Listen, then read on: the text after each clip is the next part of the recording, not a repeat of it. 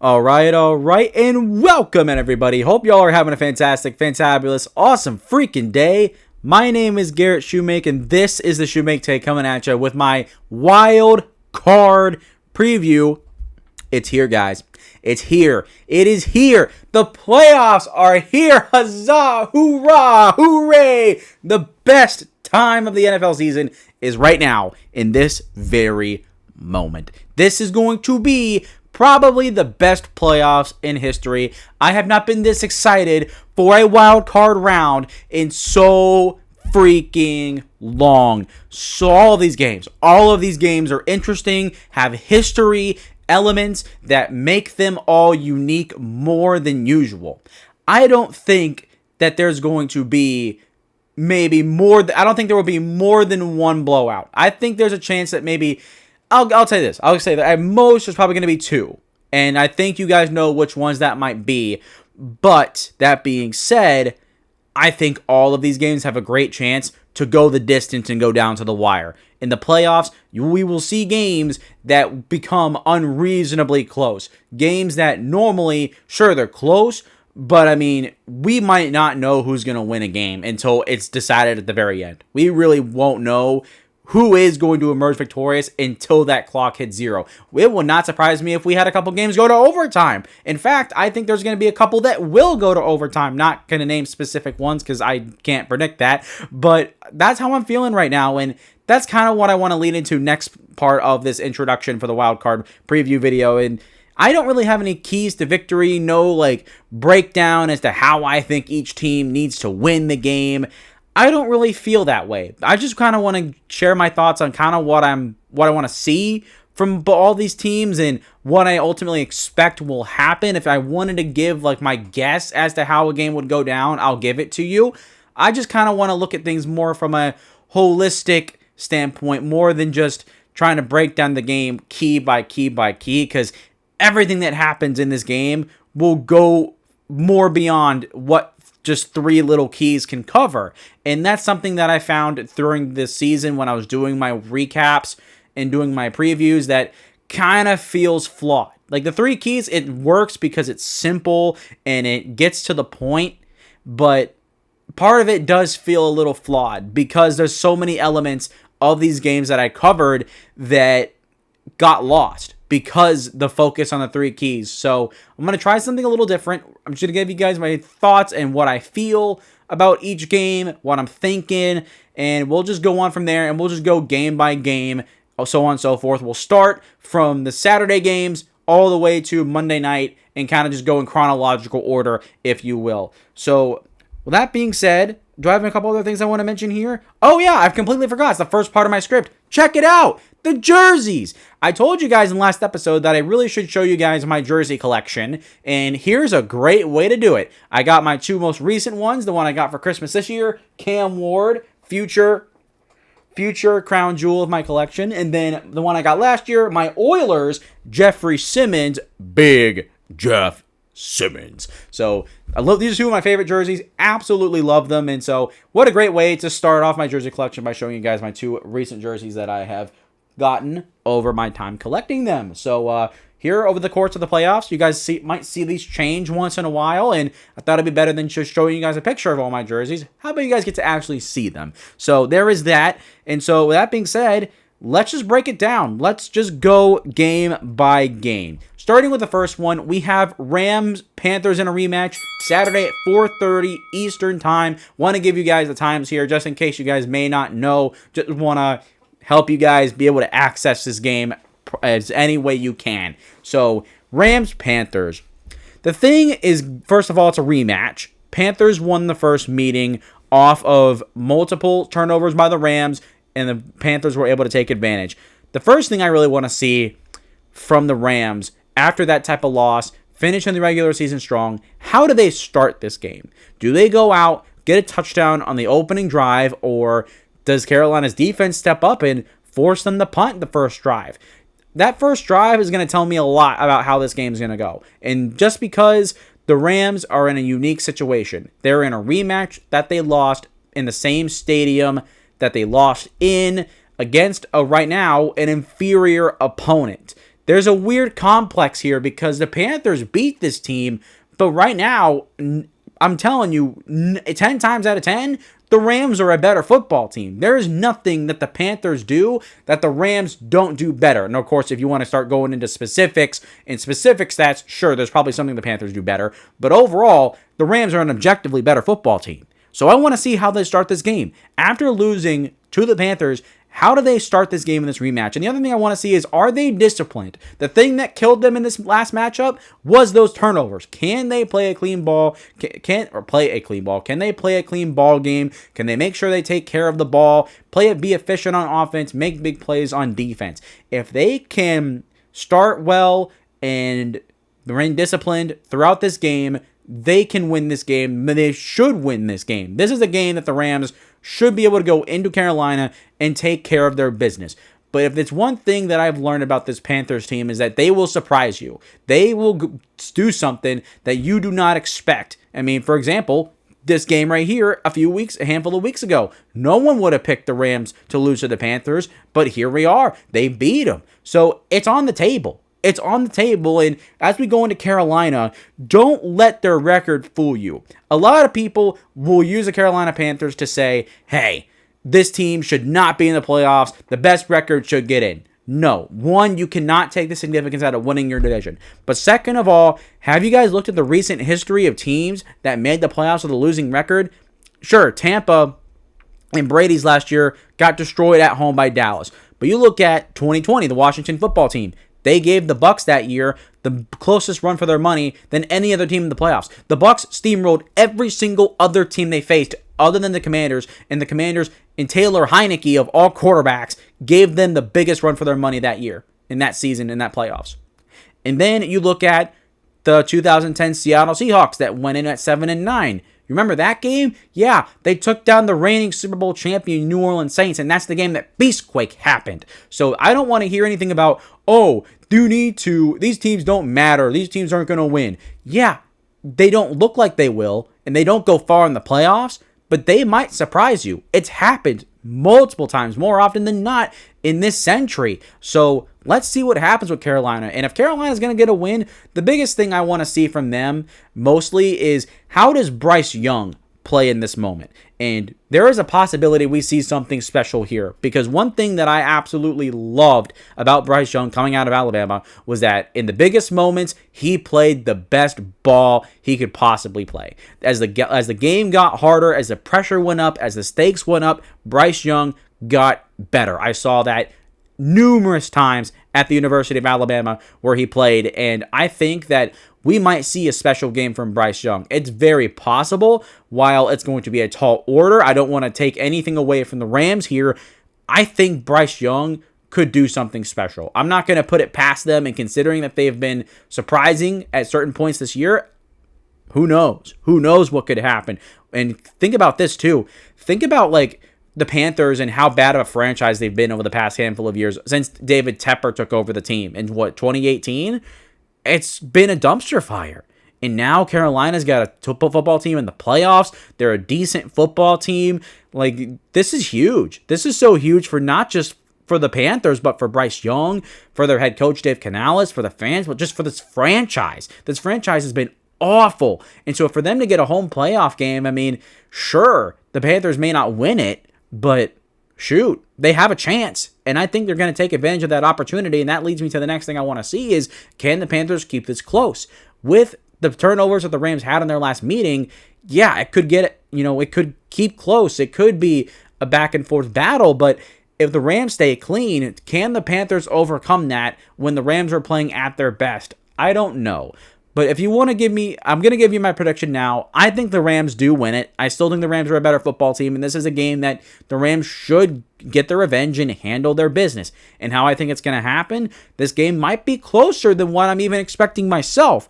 But if the Rams do take care of their business and don't do anything stupid, they're going to win straight up. But if they don't, I think Carolina might push them to the brink. I think that if the Rams were to go on and win the Super Bowl, it wouldn't surprise me if the Panthers were one of the tougher teams they faced in the playoffs this year. Now we'll move to Packers-Bears on Saturday at 8 o'clock Eastern Standard Time, a rematch in Chicago, the third meeting between these two teams. Winner takes all the marbles. Wow, you couldn't have drawn this up any better for a playoff game. In Chicago, in prime time, this place is going to be absolutely insane. Think about, like, same thing when I talked about with what it means for the Panthers franchise to be in the playoffs and have a home playoff game. Make that tenfold for Chicago. Chicago hasn't had this good of a football team in a long time. If you want to exclude the 2018 season where they won 12 games, I think it was. I mean, that was the last time they had a home playoff game, but even dating back to that, I mean, you go back another handful of years, I mean, it's been such misery for this team. And this is the most fun Bears team I've seen in a very long time. Way more fun than their 2018 team. Straight up. This is pure excitement, energy, chaos. This is what this Bears team is made of, and it's going to propel them, I think, in this game. And if they want to win, if you want a key, if you will, they need to start fast because they lost to the Lions. They had their starters out. Had they won, I wouldn't be so on about it. But if the Bears want to win, they should get to a fast start. I want to see them score quickly on the Packers, get them on their heels a little bit, because the Packers, the thing too is they're coming off of a losing streak. They've lost a lot of games. I think they lost 4 straight to end the year. So if you can get them on their heels quickly, that'll amount the pressure on them as well. Okay, random jump cut. I'm sorry, but I completely got off track. I stopped talking with the Bears and just switched to the Packers. And no, I'm not going to do that to you guys. No, we're going to continue talking about the Bears. So here we go. Fast start. We already made that clear. But how does this team handle this moment? Going back to another parallel with Carolina and how Bryce Young handles it, not just Caleb Williams here. How does the team handle the moment of being in a home playoff game against the Green Bay Packers, their first playoff game since 2020, I think it was, and many meaningful one where they have a real chance since 2018? Because the thing is, they got to make sure they don't get too excited and get caught with their pants down. I trust that Ben Johnson's going to have them prepared and ready to go, but I mean, come on. The atmosphere, the challenge, the stakes against Green Bay. I mean, there is a lot of reason for this team to have maybe some jitters to start. I mean, it's massive. This is a big, massive moment for this franchise. So it would not surprise me if they got off to a little bit of a shaky start with those early game jitters, which is why they should start fast. So I want to see how they handle this moment, because when a game comes down to it, I think it's going to be close in the fourth quarter. Can they be the ones to overcome all the adversity that they're going to face in this game? And then if you want another key, I want to see them establish the run early on and go on a long drive. It's not just a fast start. I want them to get down the field methodically, get settled down a little bit. And I'm not talking about like getting to a first, second, third down, first, second, third down, first, second, third down. You don't want to be on the field too much, because then you increase the chance of a bad play happening, and that is something you don't want.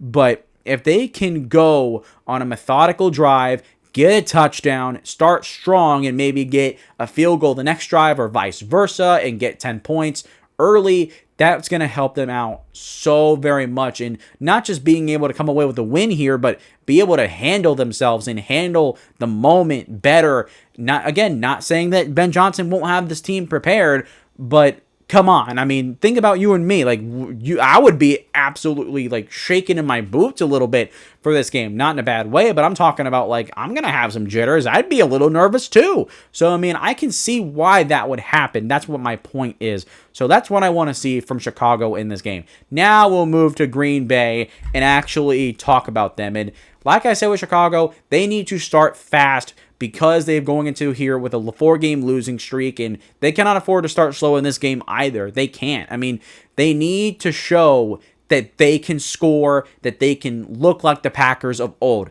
And the best way they can do that is Josh Jacobs. Josh Jacobs is my big X factor for this game, who I'm really looking at, because if Josh Jacobs plays well, the Packers will win. How he plays will dictate where this game goes for me. And the big thing is how Josh Jacobs will do, not against the front seven. I'm more concerned with the corners, because Chicago's run defense is solid enough, but these corners are going to either make this defense even better or they're going to make them awful. And here's the deal. When you're running the football really well with Josh Jacobs, what's going to happen? When you're running well, what are the corners going to do? You're going to see these corners come up a little bit, be a little bit more up front towards the line of scrimmage, maybe press man against the corners, maybe you send one on a blitz in the box. I mean, you're going to get these corners to creep up a little bit because they're going to want to stop the run. They're going to want to get involved. They're going to want to play a role here. And guess what you do? You go play action, hit them over the top, and then boom, you throw them way back on their heels in a defense, in a pass defense that already isn't great if they're not forcing turnovers. So you get this push and pull effect, if you will, or I guess pull and push, where you're pulling these DBs up as you run the ball well, and then you hit them with play action, boom, throw them right back on their butts, and all of a sudden, they are all out of sorts. And that's the thing. That is the biggest weakness with this Bears team. If you can take advantage of these corners, like how I'm talking about with Josh Jacobs, you are going to win this game. This Bears team is not like unbeatable. They're not world beaters themselves. No team in the playoffs is really a world beater for that matter. So, I mean, it's going to be interesting to see if the Bears can stop Josh Jacobs and if Josh Jacobs can have a strong game. If he plays well, the Packers win this game. So, ultimately, who is going to step up in this game other than Josh Jacobs? Is it going to be Caleb Williams or Jordan Love? Is it going to be the Packers defense? Is it going to be their pass rush without Micah Parsons? That's going to be interesting to see how they manage this moment. So there's going to be a lot of factors that are moving in and out here. I'm really excited. This might be my favorite primetime game. Maybe it's not primetime. Favorite playoff game so far on the slate, just because of the stakes, the matchup, and what it really means for both franchises. And ultimately, who do I have winning? Give me Chicago to win. Honestly, put a little bias in here. I want Chicago to win. I want to see Chicago fans get their first playoff win in a while. They deserve it. They've been so loyal. The Bears have been so bad for so long. The NFL is better when the Bears are good. Give me Chicago. I think the Packers are going to jump out to an early lead in this game as their playoff experience and them being here before takes hold. But as the Bears get settled, they get better, and they will be the ones to pull away in the end. Now we'll go to the Sunday games. Bills, Jaguars on Sunday at 1 o'clock. The Bills are in this spot again. Not quite, though, because they're on the road. This is the first time since Josh Allen's second season, his first playoff appearance, that he has been on the road for a wild card game. And the last one was against the Houston Texans. They lost that game. It was a wild and chaotic game from Josh Allen. But this is a much older, more mature Josh Allen, not the young gunslinging quarterback that's running around everywhere doing a bunch of crazy stuff. No, this is an elite, poised Josh Allen going on the road against a tough Jaguars football team that has played so much better as the years gone on. And the thing is, for them, they got to play balanced, first of all. They got to let James cook. He needs to run the ball well. If they're not throwing and running well, they don't have much of a chance for me. But with that being said, how do they manage this moment on the road? Like I said, this is the first time Josh Allen's been on the road for a wild card game since his second season, his first playoff appearance. So it's going to be different. Going on, you're in an opposing stadium, their fans are booing you. It's a hostile situation enough, obviously, against a good football team. If this was at home, obviously Buffalo has the advantage there. There's definitely a lot to be said, but for Jacksonville, how do they handle playoff Josh Allen? That's going to be the big thing here is, can Josh Allen, ultimately when it matters, put on the Superman cape once again and his toughest opponent yet? And this defense is going to have their hands full because there is a difference between Josh Allen and playoff Josh Allen. Playoff Josh Allen is just that much better. Playoff Josh Allen is top 3 in the NFL. Playoff Josh is like right up there at the very top of the NFL. He is S tier. So can this defense handle playoff Josh Allen, pitch a strong performance, contain him in the pocket, limit his running ability, and make it hard for them to pass the ball? And that means also what? They're stopping the run. The Jaguars' run defense is phenomenal. So that's a matchup that I'm really going to be looking for. And Travis Etienne, if you want to go to the offensive side for Jacksonville, Etienne looks like a solid bet to me. I think he's going to have 100 yards on the day against a bad rush defense by Buffalo. I think that's a really fun matchup to look at. If you're getting to sports betting, it would not behoove you to at least look into Travis Etienne on that list. So go ahead and check that out if you want. But you didn't hear it from me if Etienne plays bad. So take it at your own risk. But the other thing I want to look for in Jacksonville is Liam Cohen and Trevor Lawrence. Can Liam Cohen, in his first experience here, coach a good game, pitch a good ball game, and can Trevor Lawrence play consistently well? One thing Trevor Lawrence has not done yet is play a complete game. He has not been to the playoffs only once, so take that for what you will. But I want to see Trevor Lawrence play well. If he can play well, and if Buffalo loses and Jacksonville takes the win, that would do a lot to help settle down the discourse on Trevor Lawrence, even for me. At that point, you can say, okay, he's had a solid season. He's won a playoff game, played well in the game.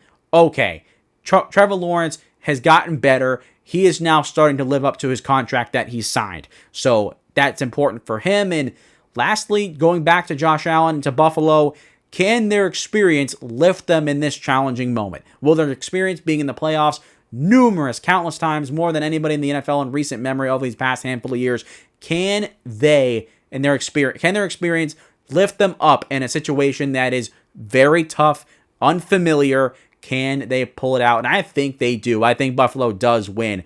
I think the Jags go up a solid amount in this game. I'm talking maybe 13-0, maybe 17-7, one of those types of games, taking advantage of Buffalo's weaknesses, like their run defense and the lack of elite receiving weapons on offense. But Josh Allen, playoff Josh Allen, once again, will prove inevitable. My second favorite matchup on this entire slate. I think this is going to be one heck of a football game. And if there's anyone to go to overtime, I think this one might have one of the best chances on the slate. Now, 49ers, Eagles. Now, if you want playoff history, these two teams got it, especially in recent memory. These two teams almost always seem like they're matching up in the playoffs. I think it's like their third or fourth time in the past 5 or 6 years. So for the 49ers, they're going on the road after an awful loss to Seattle against a healthy Eagles team. Meanwhile, themselves, they got bandages here, bandages here. They got a thermometer coming out their mouth. They got bandages wrapped around their head. I mean, they got an arm in one sling. I mean, they're limp. I mean, they're going into the playoffs in one of the worst positions they could possibly be in. On the road against a strong, healthy Philly team. Meanwhile, they are battered and out of shape. So what I want to see from 49ers, well, the first thing I should tell is that they got their hands full. They have a very, very big challenge ahead of them, but they do have an opportunity. I don't want to take that away from the 49ers. As much as I'm kind of crapping on them right now, they do have an opportunity because the Eagles are a flawed football team, as every team in the playoffs is. The Eagles, their flaw is they have not been able to play a consistent game all year long. They've done it a couple times, but they have not consistently put games together, if that makes sense. And so if you get a couple offensive miscues from Kevin Patullo, who, if he does not perform well in this game, and the offense doesn't play well in this game, he's going to be fired, as he should be. So it's a big game for him.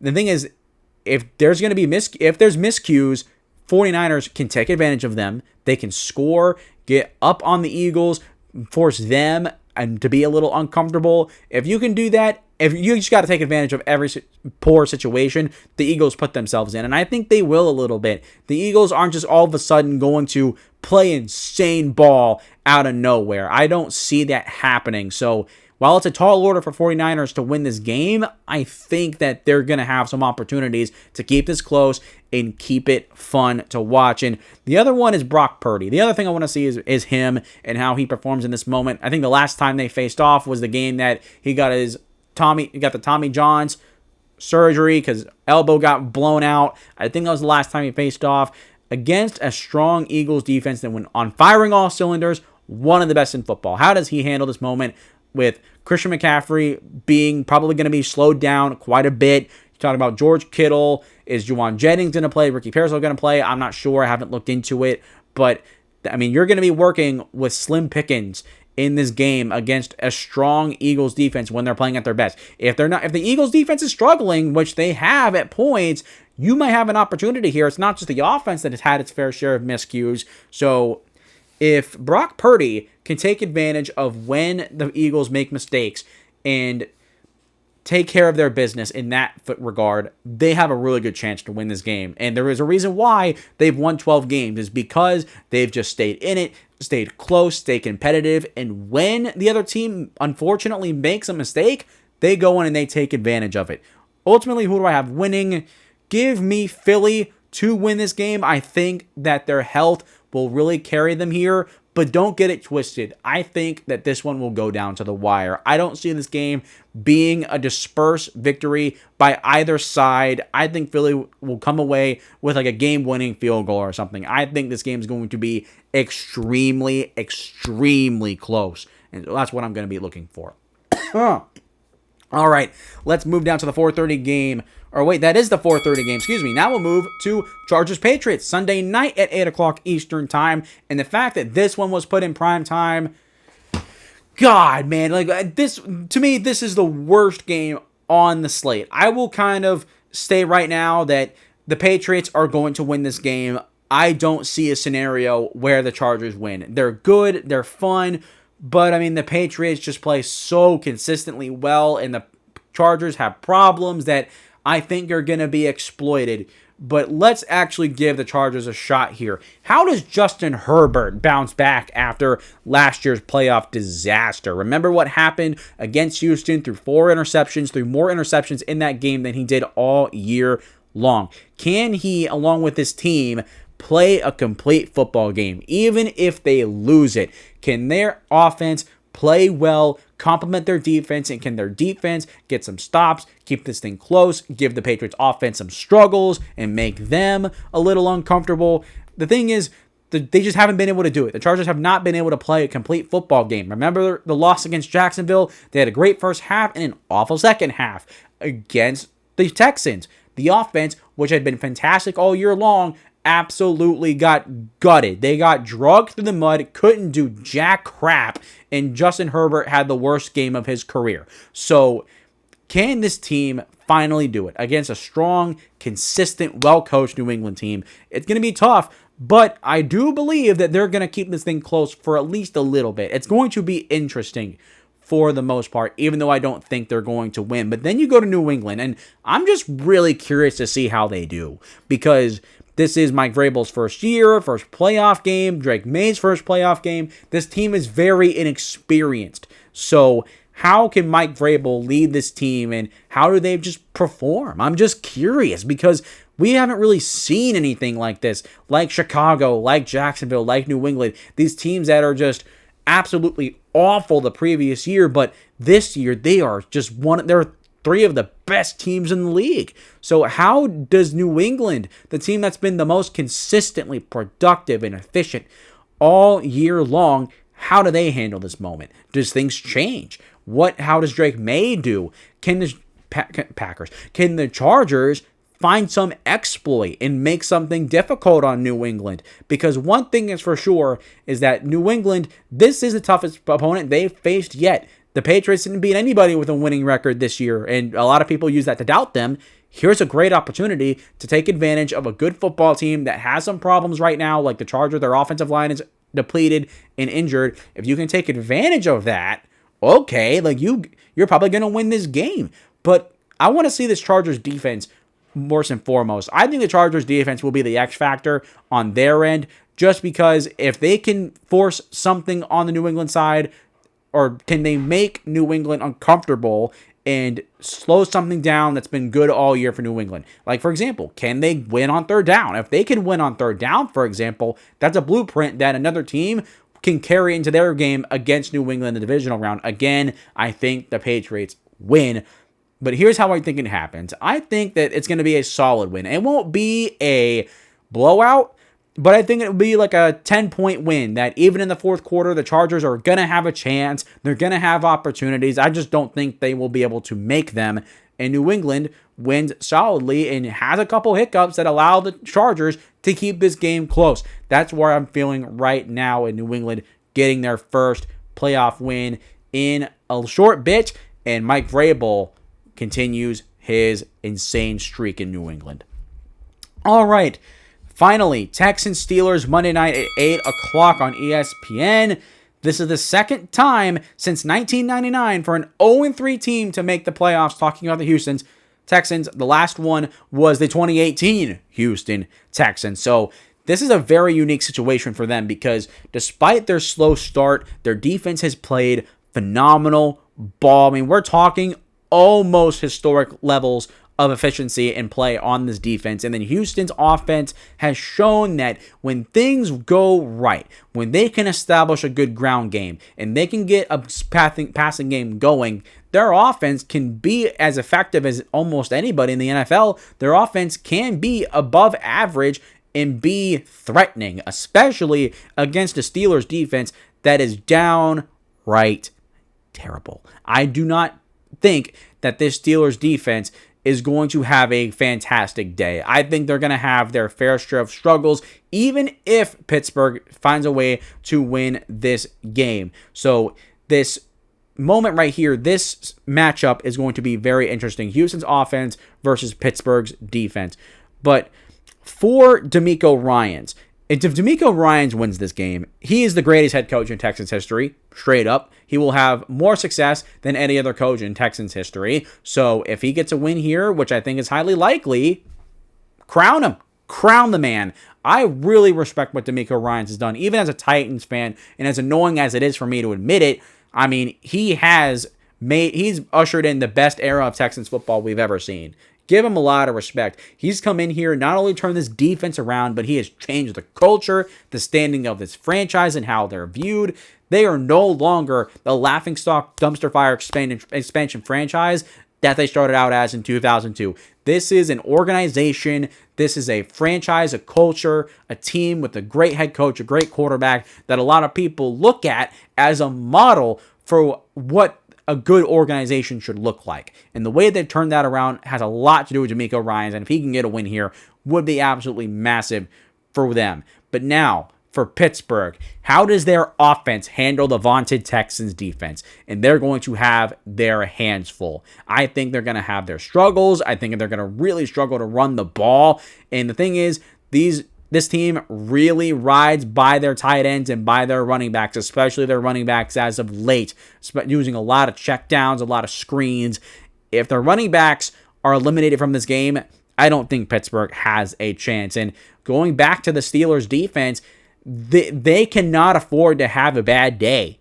I mean, they are my biggest thing to watch. The Texans offense versus the Steelers defense is the big thing, but the Steelers defense, they need to find a way to have a somewhat at least mediocre day. They cannot afford to have a performance like they did in Baltimore, or against Baltimore. They cannot have it. It's simply not going to happen. Their defense is going to have to come up big and help give the opportunities to this offense, which is going to have its fair share of struggles. This is the toughest defense that Pittsburgh has faced on offense all year long, and this defense has to have a good day. They cannot afford to be awful in this game. If they cannot stop Houston, they don't have a chance, and then fans will be chanting Mike Tomlin to be fired. Now, that to be said, if they get blown out, I think this game will either be really, really tight or it's going to be a blowout. I don't think this is going to be like a 10, 13 point win by either side. It's going to be